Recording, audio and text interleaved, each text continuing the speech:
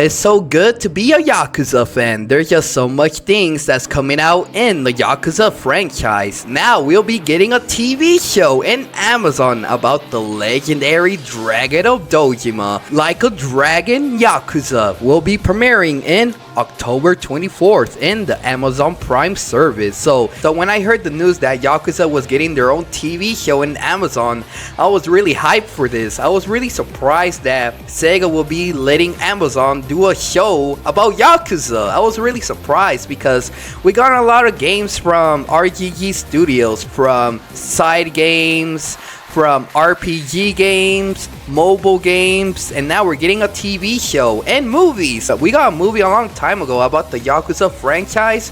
A lot of people are getting hyped for this TV show because a lot of people who are new to the Yakuza franchise, they fell in love with it. So now that we're getting a TV show, everyone's happy. But if we're discussing about Yakuza, first we have to discuss who created the Yakuza franchise. We'll be talking about how the Yakuza was made. Here we go. The guy who made the Yakuza franchise, his name is Toshiro Nagoshi, who was the one that pitched the idea to Sega. But you thought to yourself, man, Sega really let this guy make a game about Yakuza? Wow, they're really amazing. But you're very wrong, because that never happened. In reality, Sega didn't want it to make a game about Yakuza because they thought of it to be a violent game. They didn't think of it as a game that kids could enjoy and play, because Sega only makes games for kids. So when Toshiro pitched the idea that you play as a Yakuza, punching people and killing people, Sega didn't really like the idea. It was really violent, so they keep on turning down Toshiro about the Yakuza franchise. They didn't really like the idea.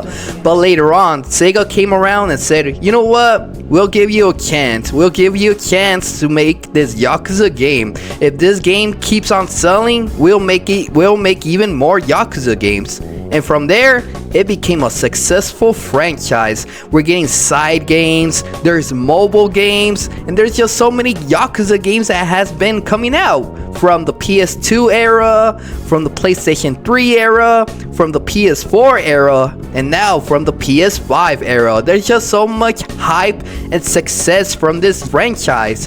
And Sega is already noticing that this game, this franchise, is a masterpiece. And we'll be talking about all the Yakuza games that came before and after. Here we go. The first Yakuza game to ever come out was on the PS2 era, and when people first played it, they fell in love with it right from the start. They fell in love with the game because you go explore all over the city of Komorocho, and then you get to beat up people, and then the cutscenes. It was so good about this game. Like in the story, let's not forget about the story. From the story, it was really satisfying because it could be happy, it could be sad, it could be depressing, it could be bad.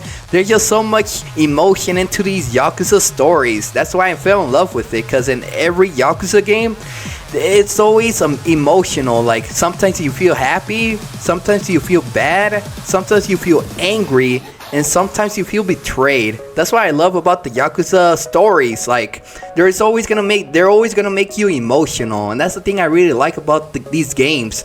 But from there, from the success from the first Yakuza, they made a bunch of Yakuza games from 2, 3, 4, 5, 6, 7, and 8, the newest one, Infinite Wealth. That's the newest Yakuza game that we got in.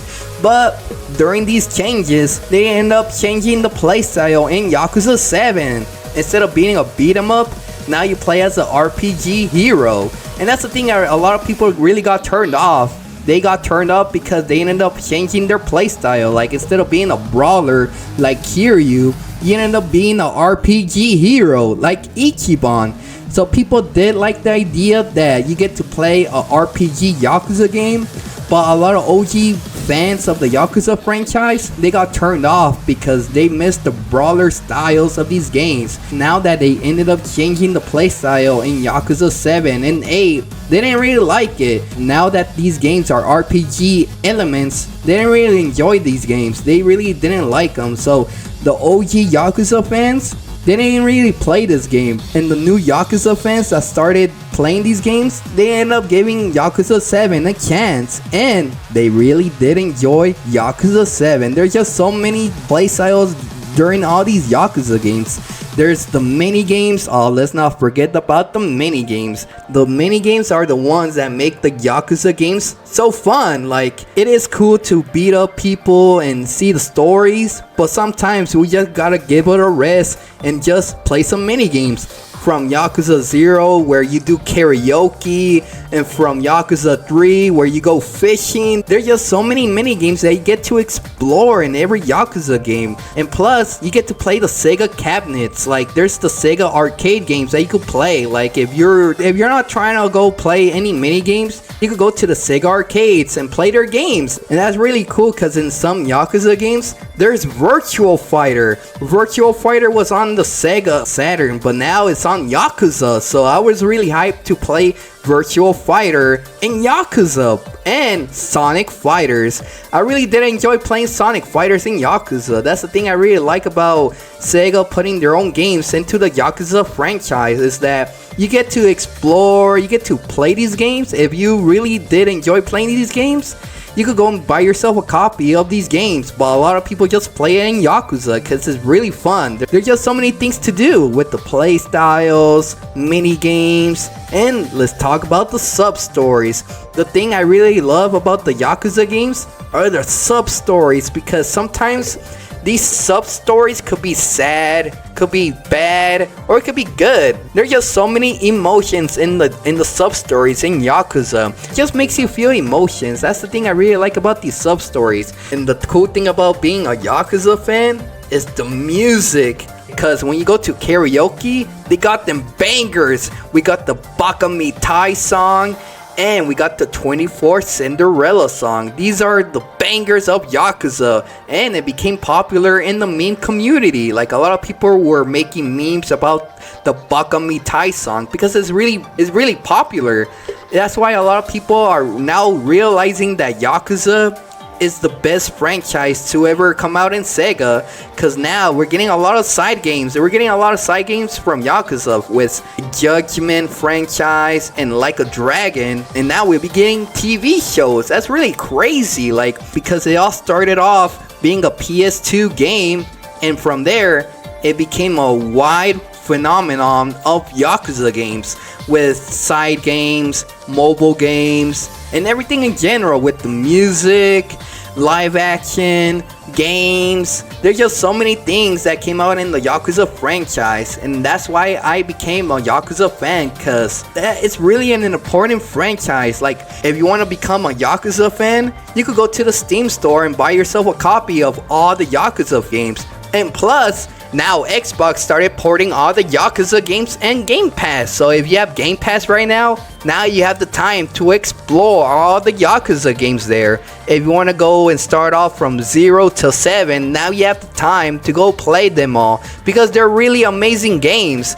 It became a phenomenon. It became a masterpiece. It became the best franchise to ever come out in Sega. All because a guy named Toshiro Nagoshi wanted to make this game happen. He wanted to make this game happen, and it became a phenomenon. It became a masterpiece. It became one of the best games to ever come out in Sega. Like, to me, I'm not really a Sonic fan, because all the games that came out recently with Sonic, they're kind of bad, but the only games I really like about Sega are Virtual Fighter, Yakuza, and some people like Shenmue. Like, a lot of people always say that Shenmue walked and Yakuza ran for it. I'm not really a Shenmue fan, but a lot of people always compare Shenmue with Yakuza. Even Shenmue became an inspiration of all the Yakuza games. Like, at first it started off with Shenmue, like, because of the open world. So when a lot of people were comparing Shenmue with Yakuza,